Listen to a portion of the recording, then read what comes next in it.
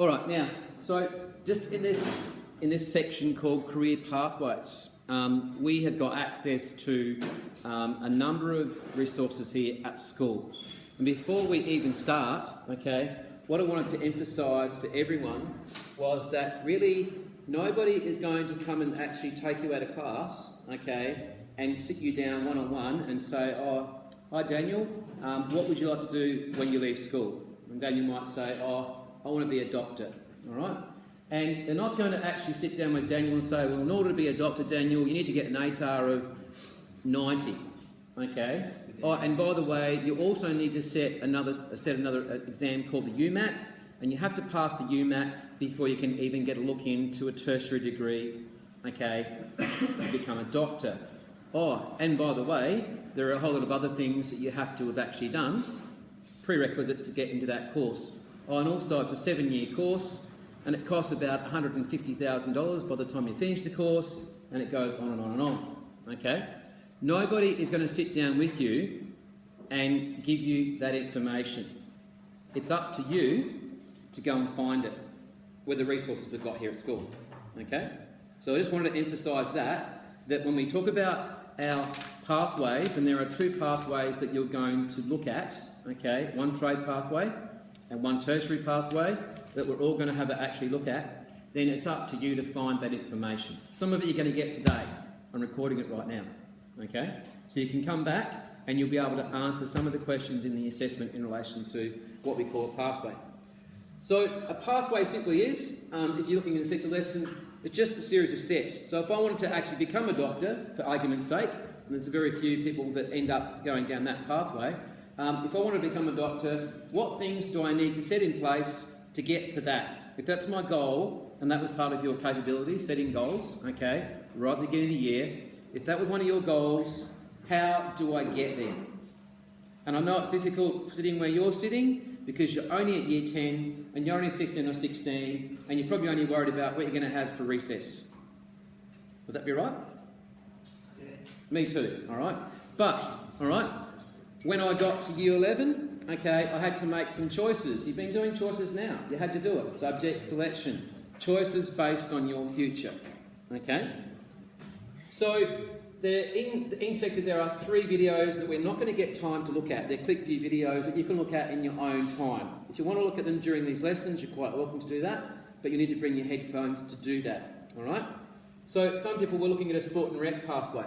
So there's a great video in there, okay, that's interviewing a young man that wants to pursue a sport rec pathway, who wants to be a personal trainer, and how to get there, all right? They're actually helping him work his way through to get to that as being, you know, the final thing that he wants to end up doing.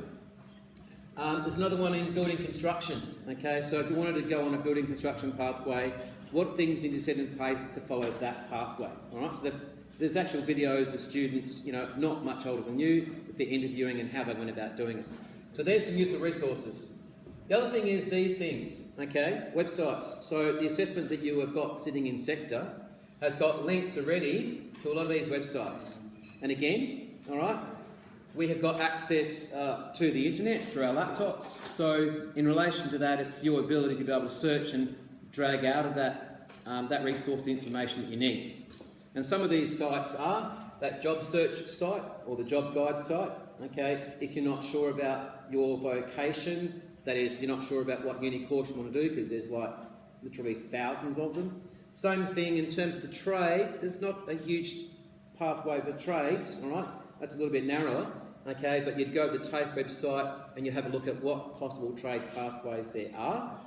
The SATAC guide you'd only go to more or less if you're going a university pathway, because in that, along with the SATAC book, all right, that all schools should get, all right, this SATAC guide, this has got in it what we call the ATAR scores, the cutoffs, and the codes for all the subjects, all right, at tertiary level. There's another one of those, it's a red one for TAFE as well, all right, and Miss Williams has got those in her office. We're lucky she's right next door. Daniel, question? No? All right, so it's up to you to do a little bit of research on the websites, and that's going to be our basis. In other words, our actual assignment that we're about to embark into is going to rely on that. Okay? So we're not going to be able to actually just all of a sudden just sort of dial up somebody and say, all right, what do I need to do in order to get this, okay, this answered? In other words, if I wanted to find out how long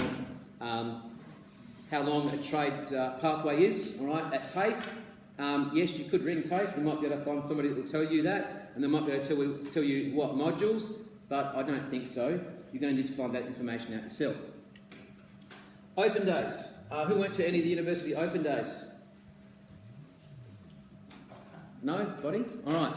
So when I've got 2 sons that are on a tertiary pathway, actually 3, all right, 3 out of 4 sons. So when they were in year 10, wasn't me actually, but my wife took all of our sons, not at the same time, but at various years, to the universities. And the reason why they went to the universities was, even though you can read this stuff in a book and you can look at it on a website, when you go to a university open day, you've got a student that's standing there doing the course, and you've got lecturers and you've got displays set up, and it gives you a bit of an idea about what it might be like to be a computer programmer if that's your pathway, okay, which is what one of my sons is trying to do. So they get a bit of a look, okay, about how it's going to be at university. What things do they do at university? And you can't get that from a paragraph in a book very easily. So we took all our sons to open days, all right, when they were in year 10. Did it again this year because my number 3 son, Leith, he wants to do, again, computer programming like my number 3 son, Brock, all right? And they, again, went when they were in year 11 because they're doing subject selection. And what he's worked out, lo and behold, is if he wants to do programming at Adelaide Uni, he's got to do Spec Mask, okay? He's found that out already by going to the uni open days, only that, all right? And of course he's been to the SATAT website.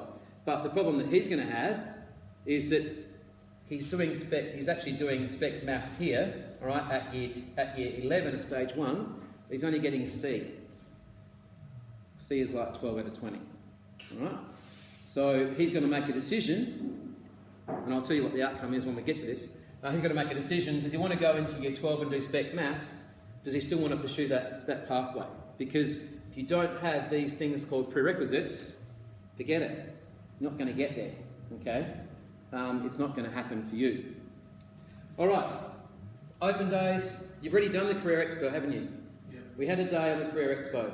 I don't think the timing was good because it was like in term 2 and you weren't thinking about subject selections at that particular point. Now would be a good time to have Career Expo. That's how it works, unfortunately. So, open days, you've already been to Career Expo, and I did ask you to submit an assessment on that, okay? Not just to actually make you, waste some time, but because you've got to come back and might use that for this assessment, okay? So you've been to Career Expo. Hopefully, rather than go around and collect a whole lot of pens, you actually got some brochures and you asked some relevant questions, okay?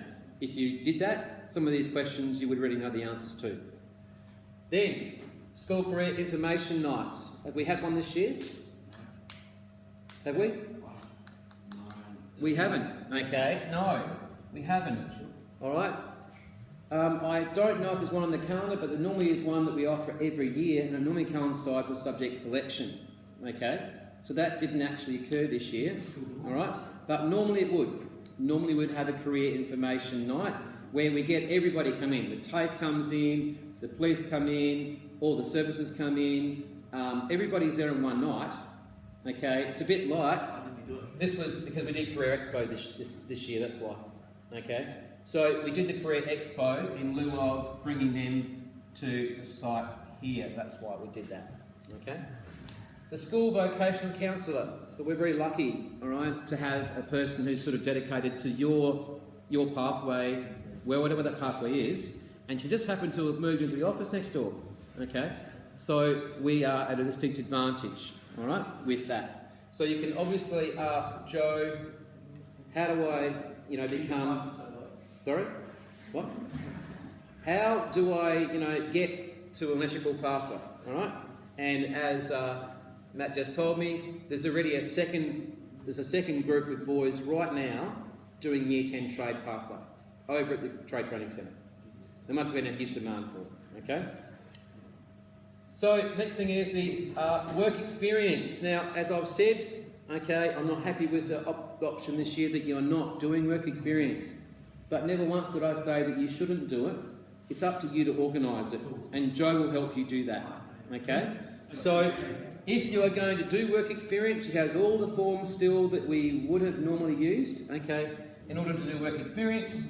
But again, I'm not going to drag you out one at a time and say, do you want to do work experience? Well, this is how you do it, this is what you must do, okay, etc. It's up to you to work that out, okay? There's lots of implications, lots of issues that have arisen. The bottom line to that, Daniel, is because when we look at work health and safety now, if we send students out to a whole series of different areas, in order for us to tick that off, we would have to have actually gone to that place, visited that place, make sure it's safe for you to be there, and then tick that off. If you can imagine for 90 students or plus, going to 90 different venues, it's just logistically not going to happen. Okay? So unfortunately, this year, no. But like I said, I like the work experience. Oh, that was, yeah, where is he? So Leith is the one doing year 11. Okay? Alright?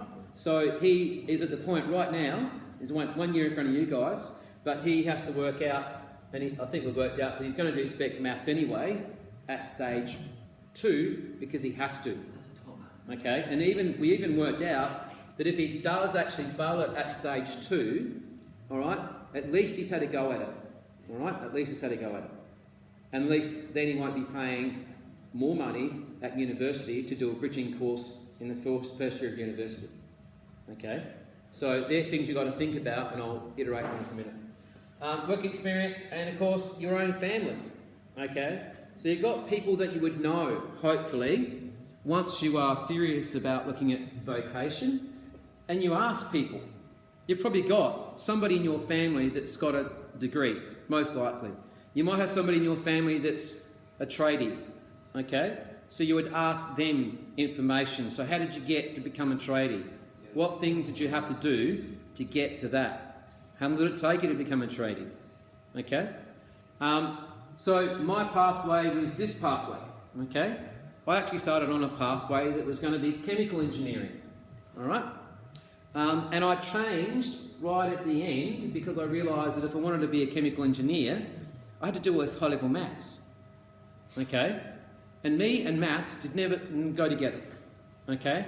So I had to make a decision at about third year university. Was I going to take the pathway to actual chemical engineering, all right, as a tertiary degree, or was I just going to do an organic chemistry degree? So I chose the chemistry pathway.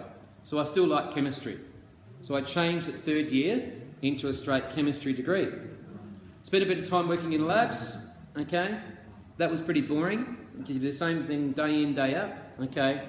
And then the option for me was to actually use the content that I'd already had, all that chemistry stuff, and go into teaching. So I did a 1 year, it was called a Diploma of Teaching over 1 year. After the degree, went into teaching, okay? And it's not a boring job, I can assure you that, all right? And the holidays are great. All right, anyway, so in terms of the 2 things you have to do for your assessment, I call this, it's like it's working backwards, right? So you have to think, and I ask you to do this for one of your long-term goals. In 5 to 10 years' time, where do you want to be? What do you want to be doing? This is what we're talking about in terms of pathway. And I'll give you an example of this one as well with my other son, Tyson, all right? Because he chose this pathway. So I'm at an advantage. I know what this pathway is, because I've done it, and I've got 3 sons that are on that pathway, and I've got 1 son that's done the trade pathway, so I can explain how he got to that area as well. Miss Williams is going to come in either tomorrow or next week, and she's going to explain these pathways to you as well, so you're going to get 2 persons' views on this. University pathway. Well, you can't start here, you've got to start where you want to end up. And I've just chosen, just randomly, civil engineer. Okay? Because I think some of you wanted to do civil, I remember. Okay? So if it's a civil engineer, okay, that you want to do, if it's a single degree, not a double degree, It's at least 4 years at a university. Adelaide Uni, Flinders Uni, a university interstate or somewhere else that you may or may not get into. So you have to find that out first, okay? Then you've got to work your way backwards. Well, all degree courses require SAFE certificate. You have to complete stage 2, whether you like it or not. However, if you do not complete stage 2, there is another way of getting into university. Anybody know that? A special test, okay? So there is a test that you can do, okay, that bypasses stage 2, all right? If you failed stage 2, for example, or if you never did stage 2, you might want to go in as a mature adult, all right? You know, years in advance. You can do a test in order to gain acceptance into university, but it's not advertised because it's not the normal pathway. Okay? It's not the normal pathway. Can you work out why you think that they offer that to individuals? Maybe they change their mind. I mean, maybe want to do university. Yeah, it could be. All right. You might have somebody who's like 23, 24. They only did stage 1 at school because they were bored out of their brain. Okay. And they've been working, they didn't like actually doing what they were doing, digging trenches all day in rain, all right, or they didn't like working under a car all day with oil all over them, or whatever they didn't like. They've all of a sudden realised, wait a minute, I can go back to university, get a degree, get a lot more money, okay, possibly, all right, and get a lot more job satisfaction at the end of the day, all right? And so they choose to go back to uni. Problem is, the first thing is when they do an application, sorry buddy, haven't got such certificate, you can't come in, you're out, you can't get in. So they have to have an avenue to get in. And that's the reason why they have those other options of getting in. Alright, ATAR. There is an ATAR calculator on the SAFE's website, and I actually put one into one of our sector lessons if you're referring to those. So the ATAR is calculated on, does anybody know how we work out an ATAR score? ATAR is only on stage 2 subjects, and it is? It works out to be scaled out of 99.99 is the maximum you can get, but it takes your 3 best year 12 subjects, okay? Actually it takes 4. It takes the 3 best ones plus a half of the next best one. 20, 40, 60, 70. Okay, it's a mark out of 70, but they scale up to a mark out of 99.9. All right, that's how they work out the ATAR score. So you're never disadvantaged in relation to the ATAR score. All right, who sets the ATAR score? Who? Who tells us every year when we go to the book what's the cut-off to get into civil engineering? Universities do that. Okay. Through SATAC, Daniel, yes. All right? So, SAFE has nothing to do with setting the ATAR score. They don't set the bar, all right? It's a university that say, this is the score that you have to achieve in order to get into that course this year. Joey. What if we can't do it? Can you do like a foundation or something? There are ways. Normally, if you don't get an ATAR, the way that it works is this. You have to go to the SATAC website that Year 12s will be doing in the next few weeks. When you go to the SATAC website, you've got to put in 6 preferences, 6 course codes that come from here, yeah? All right? We always say put in the course that you want to do as preference number 1. Now, if you don't get the ATAR for course number 1 or preference number 1, they will go down to course number 2. If you don't get number 2, you get preference 3, all right, based on your ATAR. So most people will get what we call a first round offer, their first preference. Most people. It's pretty rare that you don't get that, okay? But there's all sorts of other things like quotas they have, and they might be very strict on the ATAR, they might be flexible on the ATAR, okay? So that depends, and it changes from year to year.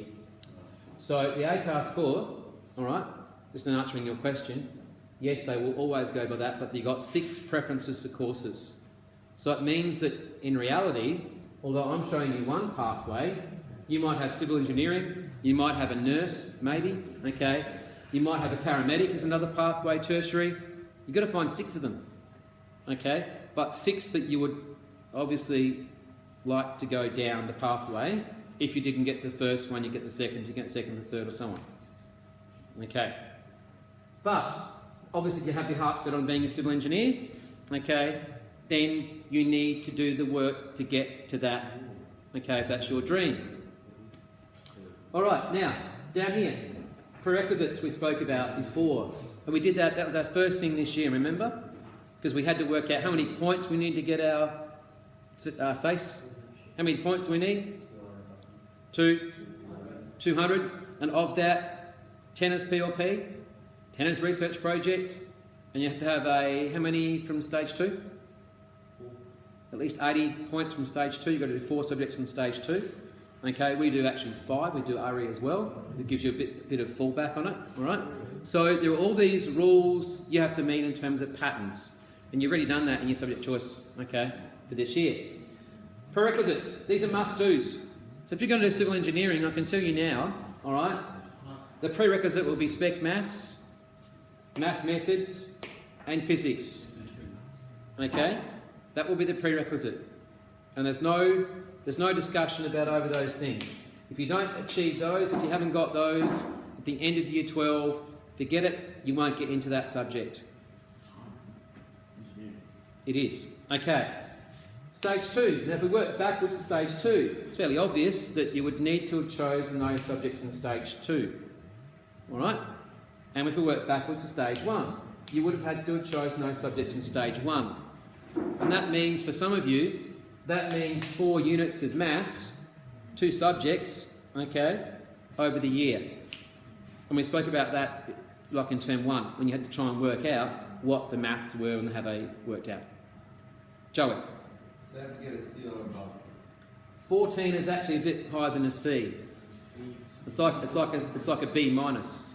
To get to pass stage 2. To get into stage 2. That's what we set. That's what the school says.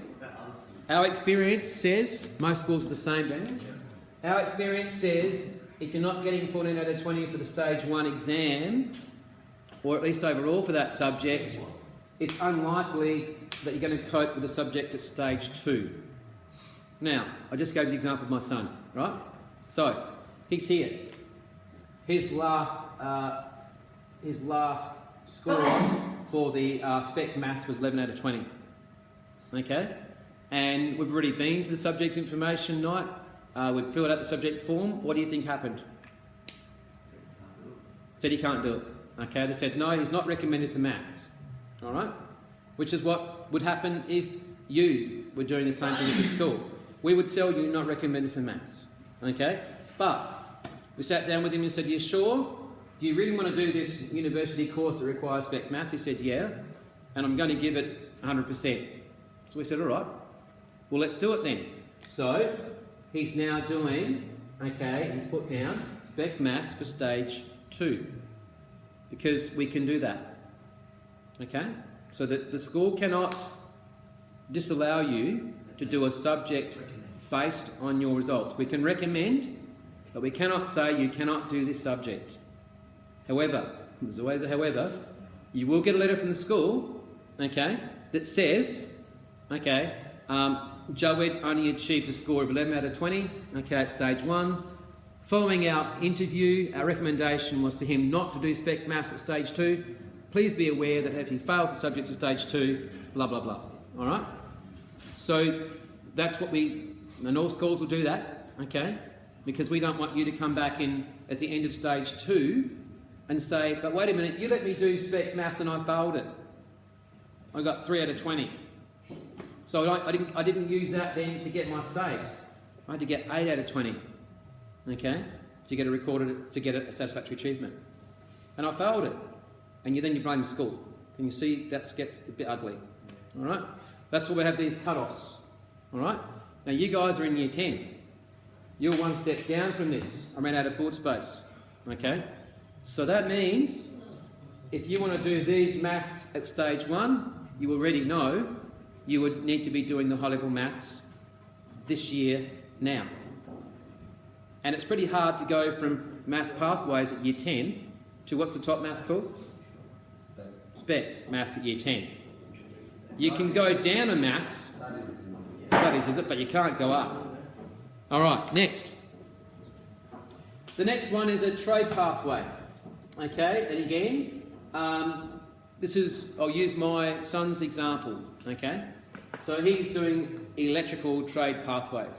Alright, that's a Certificate 4 course, I think, but don't sort of quote me on that one. I'm pretty sure it's a Cert 4 course. If you work backwards, you go to TAFE. Okay, TAFE or an RTO. Does anybody know what an RTO is? A TAFE or a Registered Training Organisation. We are an RTO, Grand Junction Trade Training Centre. It's just like TAFE. We get teachers come in, normally from TAFE, and we run the courses here. Okay? The same sort of courses that they could be doing down at TAFE, or the same sort of courses that they could be doing in any trade centre across the state. So my son's RTO, he went through a company called PEER. Don't ask me what it stands for, that's what it's written on his shirt. So he went through a company called PEER in order to get his trade pathway. So, and I'll explain how that works in a minute. So 36 months is what you'll find on the TAFE website for most trades, whether it's a wet trade, whether it's plumbing, okay, whether it's carpentry, whether it's just building construction, etc. You'll find that most of them are 36 months, both over 3 years, but normally over 4, okay. It's part-time, so that means that you'll go in for 1 day a week, okay, during a normal work week, and then as you get towards the end of your trade, you'll go in for week blocks. So my son, for example, is in this week. He's in his 4th year electrical, so he goes in blocks of 5 days now. But that only happens once every 3 or 4 months. Alright? And that's what his employer releases him for. Prior to that, okay, so that's the course, you've got to go through these modules. They're not free, like everything else in this world, you've got to pay for it. Okay? I forgot to mention, what's the cost, what is the HEC step that you're going to actually get for an average, I think, through a uni course? Don't think it's that much. I think it's about 60 to 80k over 4 years, depending on how many times you need to repeat subjects. Yes. Okay. So that's what it costs. Okay, it's interest free. So you simply pay that, back over your working life.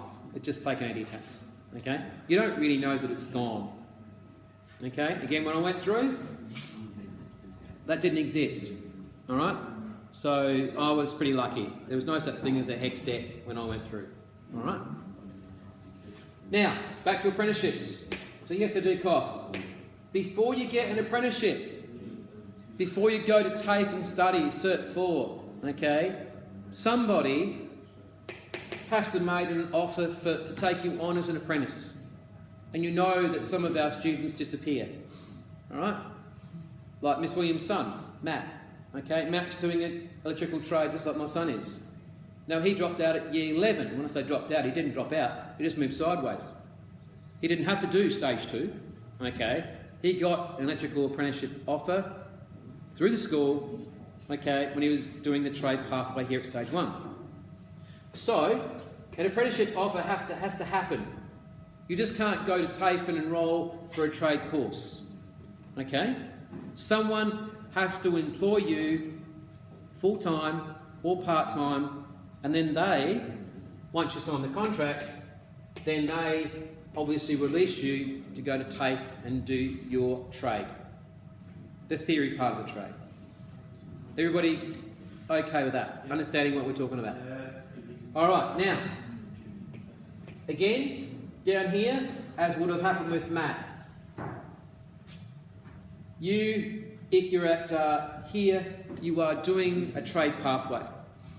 When you get to stage 1, you'll be doing 1 day a week in the trade centre, and you'll be doing 1 day a week on work experience. Okay? Over the, what was it? I think they do a 10, a 10, and a 9, something like that. Well, no, it's 4 terms, isn't it? So So they do like about 8 to 10 weeks over 4 cycles, but every day, once a week, you're supposed to be out on a work experience placement that you're supposed to organise with Miss Williams. Okay? So this is how we operate here. Alright? So typically what happens is, if you perform really well at a placement, at work experience, normally, if you're any good, and if there's a vacancy, they'll take you on like that. You'll get it straight away. You'll get a trade offer. Okay? Yeah, you get a trade offer. Mitch, listen. Alright?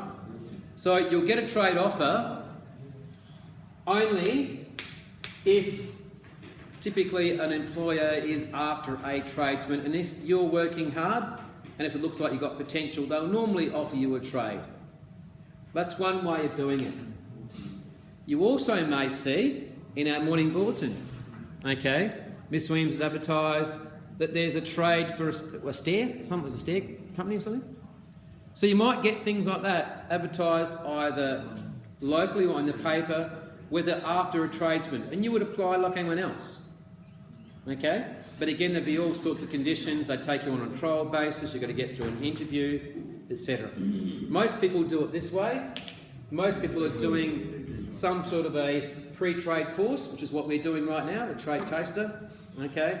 You do it at stage 1. You do it at stage 2, unless you've got a trade offer before that. Joette. Can you get an apprenticeship by the state or Can you? get an apprenticeship in state or another state? In another state? Yeah, of course you can. Does that mean So, but that means that typically you would need to be working in the other state. So if you were doing the trade in South Australia, normally, yeah, but you could move to Melbourne if you had an apprenticeship offer in Melbourne. If you'd applied and you got the offer, you'd go to Melbourne, okay? They would then put you through whatever their organisation would be over there. It would be TAFE or a similar RTO, all right? They put you through that. After 36 months, listening you guys, after 36 months you finish your trade, you get your certificate, well then you can go anywhere, okay? Anywhere you want to go. But normally it happens in one state. You don't normally swap states in the middle of a trade, yeah? But you can, certainly you can.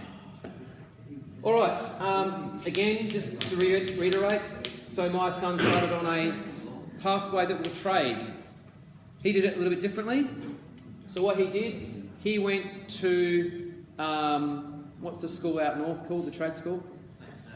He went to St. Pat's, right? It wasn't called St. Pat's when he was there, but anyway, he went to St. Pat's. And what we found with him, for those of you that are listening, what we found with him was at year 10, he wasn't going too well. Okay, you probably don't know, but you have the call up from the school, you need to come in for an interview. Okay, and I'm a parent, had to go in and sit on the other side of the table with the teacher telling me my son is just stuffing around and wasting his time. Okay, and he was. So he didn't really want to be sitting where you guys are sitting. He wanted to be more hands-on. So we gave him the option, and we did. All right, so he went to St. Pat's. Okay. Shh. He went to St. Pat's. Okay. He wanted to do something in relation to cabinet making, woodwork. So he started down that cabinet making apprenticeship area. He did, and what they do is when they do the work experience, they cycle them through, just like we do here. We cycle them through different trades. If it's cabinet making, so he did first fix, he did second fix, and he did cabinet making. What's the difference between first fix, second fix, and cabinet making? Can anyone tell me?